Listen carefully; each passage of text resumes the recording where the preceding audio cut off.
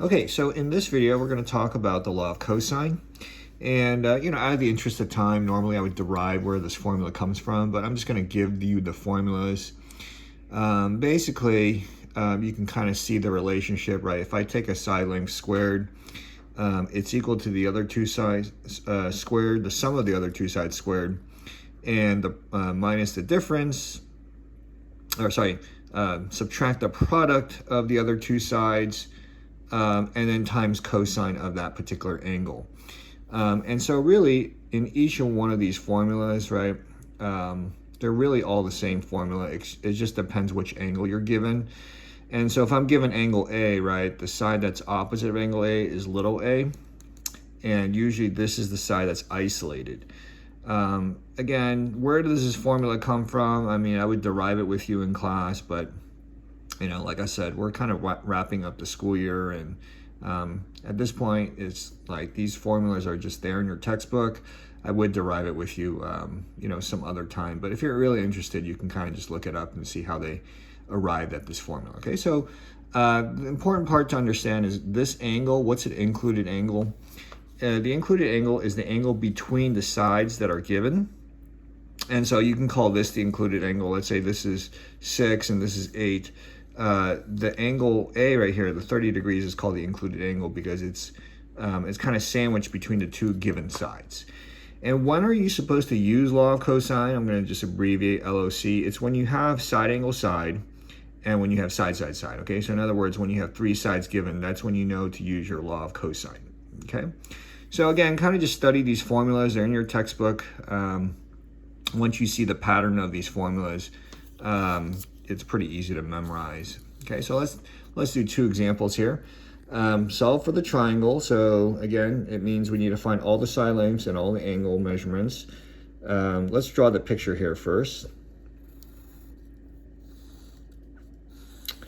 And label it. We'll call it ABC. Here's little c, here's 20. We'll call this 25, and we'll call this 40 degrees. All right, so the law of cosine basically states that whatever angle that you're given is going to be your included angle. Okay, so in this problem right here, right, I'm given angle C. And so the formula that I want to use, right, is to isolate little c. Okay, so little c squared is equal to a squared plus b squared, right, minus 2ab times cosine of angle C, right? So that would be formula number 3. And why am I using this formula? Because this is the angle that's provided, okay? And then the side that's isolated is being squared. The side that's opposite is being isolated and being squared. So this is the formula I want to use.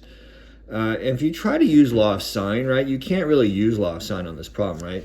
Because if you say, oh, sine of 40 over c, sine of blank is over 20, or sine of a is over 20, you don't know these angle measurements. So that's why you have to use law of cosine. Okay, so this is the side. This is case number 1, right? This is called side angle side. You're given two sides, and here's the included angle. That's when you know to use law of cosine.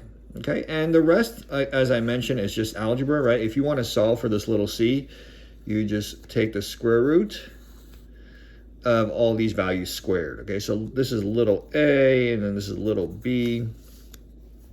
So plug that into the equation here. You're going to get 20 squared plus 25 squared minus 2 times 20 times 25 times cosine of 40 degrees.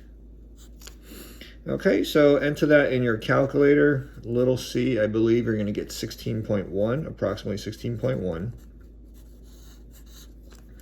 And once you have 16.1 here, right, you can round to the nearest tenth.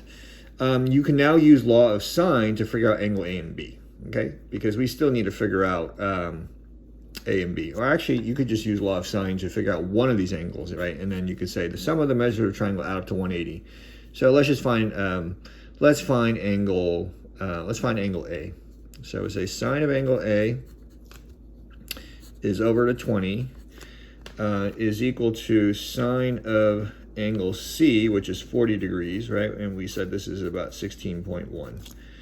Okay, so you could do a little cross multiplication over here and solve for A. Okay, so A is equal to the sine inverse of sine 40 over 16.1, right, times 20. Okay, so I just did a little, I didn't show you all the work right here, but you can cross multiply and get angle A by itself.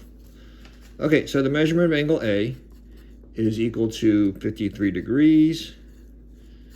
If you do that, and of course you can find the measurement angle B using the fact that the sum of the measures of a triangle add to 180. Okay, so 180 minus 40 minus 53 will give you 87 degrees.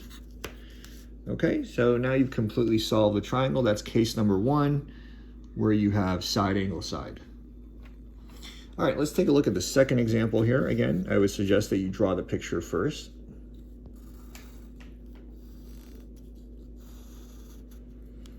Okay, so we'll call this ABC.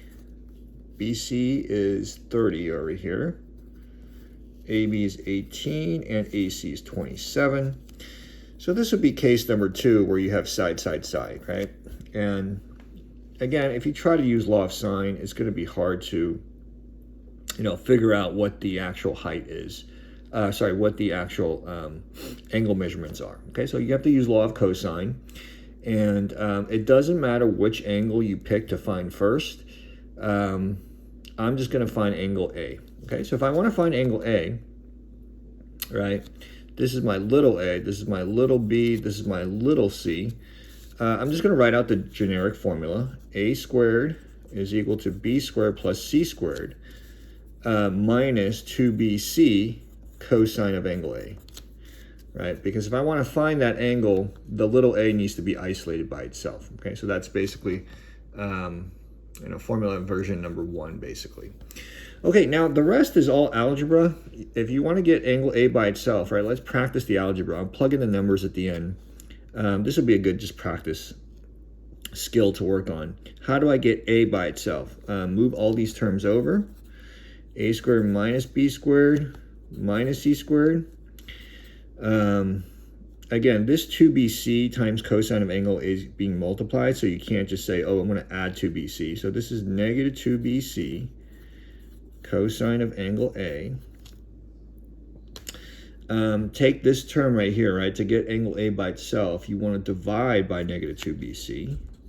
So cosine of angle A is a squared minus b squared minus c squared divided by negative 2bc. Remember, you could put the negative here at the bar, or you could leave it on the bottom. And now you can take the cosine inverse. Okay, so A is equal to the cosine inverse of the negative of a squared minus b squared minus c squared. And my little a is 30 squared minus b squared, which is 27 squared, minus c squared minus 18 squared, all over 2 times 27 times c, which is 18. Okay, so as you can see, right, these numbers are getting a little bit sloppy over here. What I would do here is on this negative, just put it at the bar, okay? Because if you put it on the top, right, it's going to be, if you put this negative on the top, make sure you put it in parentheses. Okay, so you can take the, I would, enter a calculator, figure out what this is, and then take the cosine inverse of this number, okay? So there's a lot of squaring, but at the very end, you should get, if you take the cosine inverse, you should get about 80.9 degrees. 80.9 degrees. Okay, take the cosine inverse of this. Make sure you have this negative at the bar, okay? If you want to put it on the top, make sure you put it in parentheses. Or you can put the negative on the bottom. It doesn't matter. Okay, once you have angle A, right, make sure you label it. We'll call this 80.9 degrees. And now you have this angle measurement. You can use law of sine to figure out B and C, whichever angle you want to use. Okay, so I want to figure out what angle B is. So I'm going to say sine of angle B is over 27 is equal to the sine of angle A now that I have it, we'll call it sine of 80.9 over little a, which is 30. Okay, and then you can cross multiply and then take the sine inverse. Okay, so B is the sine inverse of all that. Sine of 80.9 over 30, right after I cross multiply, the 27 goes on top, times 27, I should say. Times 27. Okay, so make sure you enter sine of 80.9 first and then times it by 27.